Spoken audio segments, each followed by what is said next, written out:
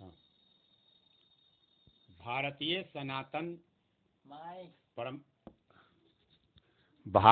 सनातन परंपराओं के अनुसार श्राद्ध एक महत्वपूर्ण अनुष्ठान है। पहले मैं बता दूं कि श्राद्ध में कौवे की बलि यानी भोजन क्यों कराया जाता है। तो भारतीय सनातन परंपराओं के अनुसार श्राद्ध एक महत्वपूर्ण अनुष्ठान है। दिवंगत पूर्वजों की आत्माओं के सम्मान के लिए किया जाता है। यह पितृपक्ष भाद्रपद यानी भादो के पूर्णिमा से शुरू होकर आश्विन मास के अमावस्या तक चलता है।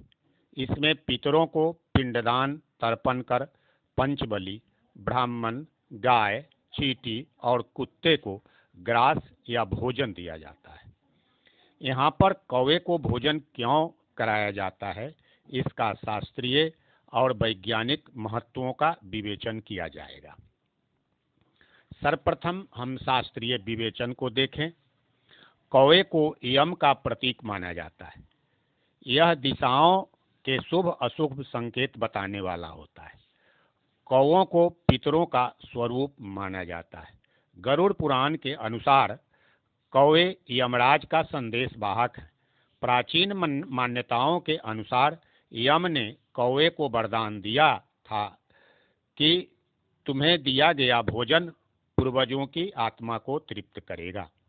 ज्योतिष शास्त्र के अनुसार कौवा पक्षी राहु केतु का प्रतीक माना जाता है और राहु केतु के कारण ही पितृ दोष लगता है। अब हम वैज्ञानिक पक्षों को देखें। आखिर सभी पक्षियों को छोड़कर कौवे को ही भोजन क्यों दिया जाता है? इसमें पर्यावरण संरक्षण का बहुत बड़ा मूल मंत्र छिपा है। कौवा भाद्रपद माह में अंडे देती है, जिससे बच्चा आश्विन कृष्ण पक्ष में निकलता है। इस पितृ पक्ष में सर्वत्र भोज्य पदार्थों की अधिकता रहती है, जो कौवे को बलि के रूप में दिया जाता है, जो पौष्टिकता से भरपूर होता है। कौवे को भोजन आसानी से मिल जाता है। कौवा खा भी लेता है और कुछ भोजन चोंच में लेकर बच्चे को खिला देता है तथा जल्दी ही लौटकर अपने घोंसले में बच्चे की सुरक्षा प्रदान करता है। इससे जच्चा बच्चा दोनों स्वस्थ रहते हैं। इससे कौवे की संख्या बरकरार रहती है। कौवे सर्वभक्षी पक्षी होने के कारण प्रबल सफाई कर्मी होते हैं, जो पर्यावरण को प्रदूषित होने से बचाते हैं। जानवरों मवेशियों में महामारी भी इसी समय में होती है, जो कौवे उसे खाकर पर्यावरण को प्रदूषित होने से बचाते हैं। कौवे कीटों को खाकर फसल की भी सुरक्षा करते हैं। इसके अलावे एक जबरदस्त कारण और है। बट वृक्ष, पीपल, पाकर इत्यादि के खाए हुए फल के बीज कौवे के पेट से निकलते हैं।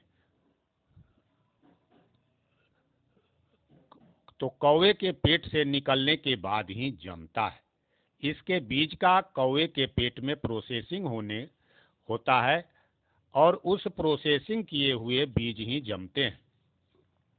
यह बीज सीधे नहीं जमता, बहुत कम जमता है। इसी कारण से पाकर, पीपल या बरगद के पेड़ के पास जमा हुआ पेड़ नहीं मिलता है, जबकि वहां असंख्य बीज गिरते हैं।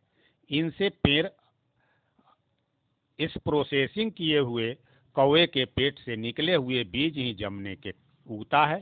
साथ ही साथ बीज का विकिरण भी दूर दूर तक हो जाता है।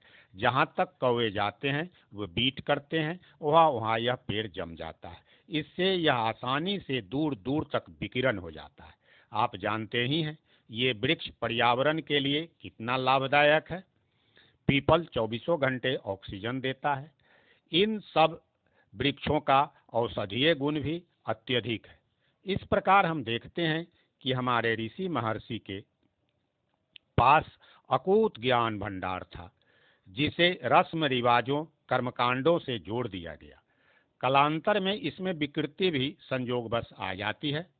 जैसे आजकल कौवे की संख्या में बेतहाशा गिरावट आ गई है। कुछ पंडित कौवे के विकल्प में किसी पक्षी को खिलाने की बात करते हैं। इससे हमें आत्मसंतुष्टि तो मिल जाएगी, मगर हमारा वैज्ञानिक प्रयोजन सिद्ध नहीं होगा। इति शुभम। धन्यवाद।